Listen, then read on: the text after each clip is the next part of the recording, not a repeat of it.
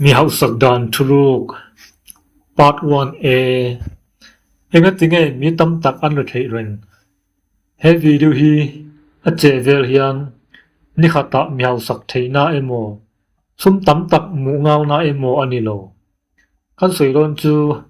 mi tamtakin sum an khol khom theilo na chan le sum lama ma son na tu ataka man thei te ani ikum som poriat emo som thum emo som nga emo poni se helesen te hi iman thei chuan isum en kol dana tangkai theian lesson pakhat na sum lak lu ain sum khol khoma poimo zo mi tam tak chuan an ngai tua kalo atam chuan ka hausa ang ma se dik veklo mi tam takin lo tam an nei ma se sum an khol khom theilo engatinge achan chu an lo atam angin an sen so na pu atam vezel until nan mi pakhatin siang ni aloa motor thal phone thal le kol thal le ya restaurant a i14 ato pa suma khomlo midang pakhatin siang ni thawaloa aloa tangin 20% under han ato pa kum khan nuwa emergency fund anei to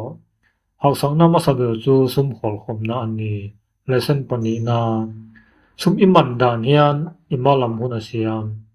mi tam tak chuan an sum mu zong zong an mangal ma se mi ma son da chuan an ngai tu masa he thil hi kamamo tak taken he thil hian kamason na apui do ne du le mammo ain ang lo nia thil man to le ma hian ngai tu masang che lesen pathum na leiba tam tak nei suk loen emo poisa puke mo hi atul chang om ma se thil mamo lo le nan loen lak fo chuan isumai ang miao sa tam tak chuan leiba an lao an sum chu ma ni ta na thil tangkai a an da du zo lesson polina investment thabel chu nang ma ini mi tam tak chuan an ti kasum atam nuwa ka zilang ma se mi ma som da chuan an ti kazil ma sang chuta sum alo tamang le khabu chel skill thousand english zil computer zil le business zil knowledge hi tu mai lak sak thelo lesson pangana poisa laklu na pakhat chau ring su na pakhat chau win hi ahim lo thei ang in sum laklu na dang siam tumang che until nan YouTube, Facebook, small business le online selling income source atam zok chuan ihim zokang kazot che tundin muna isum hi ikai throyem ani lo le isum in nang ma akai throy he zona hi chan na dik tak in nei the ani chuan inun athak theyang part 1 bia kan soi le don chu mi hausa telilu le ngai to dan chu entin nge midang te ain adang lam part 1b mi hausa telilu le ngai dan part 1 a kan soi to chu sum lak lu ain sum khol khomi apoi mo zok tu na chuan kan soi ron chu enga tinge mi then khat an ma son zela mi then khat ero an ma son lo achan bel chu lillu le ngai dan ani lesson paruk na mi hausa te chuan sum hi na thok tu lin an siam mi tam tak chuan an ngai to ka thok na sa anga sum kamutamang ma se mi hausa tam tak chuan an ngai to dan atang an ma ni chawin sum an zong lo an sum hi an ma ni tan na thok tu lin an siam until nan sum don na pakhat siam inlo tur siam investment diktak siam hei hian imulai pu in isum alo pung the lesson pasali na thilman to ilei ma hian ngai to masaro mi tam tak chuan anlo alo lut vele phone thal bike thal kol thal an leinga ma se zona poi mobile chu he thil hian kasum pung til don em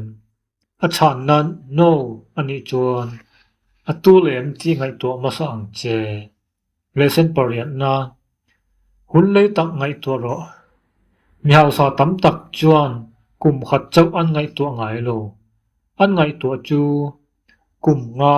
kum som ni tina ma son nat te te chuan kum tam nuwa danglam na lian tak asiam the lesson pakwana zilna hi investment thabelani phone thal leain skill thal zilro tv en leain le khabu chelro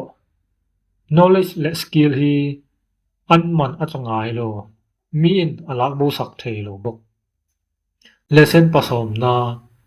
mi ma son ten nen in kopro yo hoi velte chuan inun an ngong na sale mi ma son te business nei tu te le thil thousand tu mi ten nen in lai chin na siam ro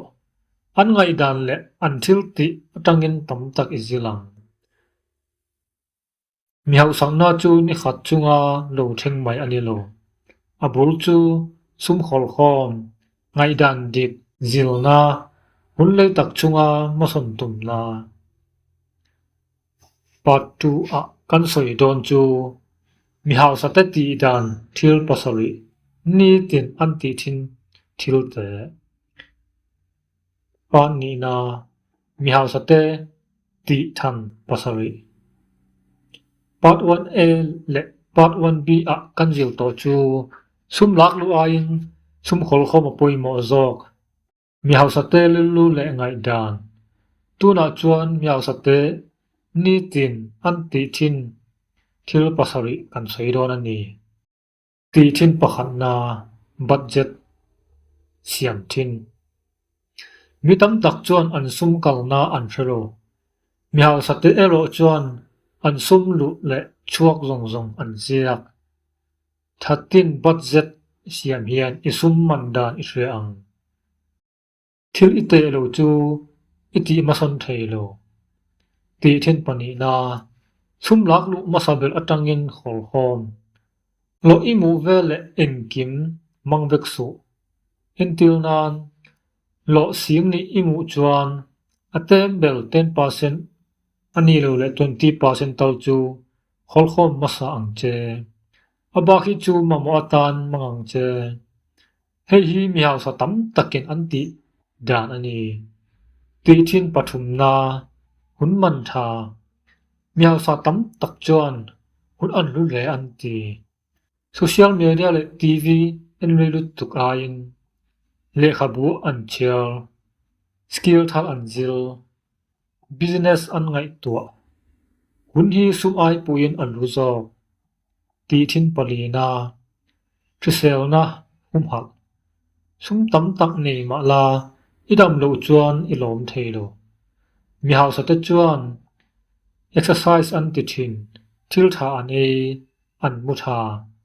thisel na hi manita na thil tangkai poi mo belani ti thin panga na thil tha an zil reng khovel hi dang lam zel tun ma skill atok to chu tuna atok lo the chu wangin technology zil english communication le financial knowledge zil na hi atok ngai lo ti thin paruk na lo tam na ai lut na siam mi tam tak chuan engtin nge sum tam kamu ang mi hau sa te chuan engtin nge midang te katan pui theyang I lut na asan pu le isum lak lu na pu apung thei ti thin pasari na ha sam na tangin anjil sum don na alo cham exam ating lo na alu hei hi to na ni lo mi hau sa te chuan lo cham na chu zil na an chan tel an tru ma se an ding le mi hau sang na chu thil mak ani lo ni tin ti thin tha inei te chuan imma hun asiam tu na zo na chu tu nia tangin ti thin enge I thak masabelang patria kan soi le don chu investment business le multiple income sumin sum asiam da Part 3 Investment ซุมดนนาและซุมหลักลุตำตักปัดขัดและปันเนี่ยกันจิลโตจูซุมขอลคอมนามีหาวสักเตลิลูและตีทินทามาเซตุนาโซนาปุยโมเบลจูเอ็งตินเงซุมินซุมอาเซียมเฮเลเซนฮีมีหาวสังนากงะปุยโมเบลซีงะปะขัตนีเลเซนปะขัตนาซุมจูอินฮอลไมโลวินตีปุนตุมโรซุมขอลคอมีอัฐามาเซซุมจูอักกังวะดาไมจวนอปุงจักโลจูวางินอิเฟียนาและอิเฟียเฟียนาอังินซุมจูอามาลัมปุนปันตูรินมันอปอยโม investment ตีจูซุมบังินมาลัมอาปุนไทนักงซอนนานีเฟียตู investment ซงซงอะ risk อาอมจูวางินอิเฟียเฟียโลทิละซุมดาสุlesson ปนีนานังมาinvest มาสโร investment ทาเบลจู stock emo business emo อันนี้เวกโลนังมาไงฮี investment ทาเบลอินีเอ็นติลนาน English computer sales และ marketing public speaking เตอิซิลทัดจวน skill ทัลอินีกัมโปและ earning potential โปอสังเท lesson ปฐมนา business เองโปอเตเวลอตังเงินตัมเทอันนี้มีตัมตักจวนันตีซุมตัมกันในหุนะ business กัตันังมาเซ business ตัมตักจูอเตเวลอตังเงินอตัมเอ็นติลนานออนไลน์ทิลฮัลเอเลอินเซียม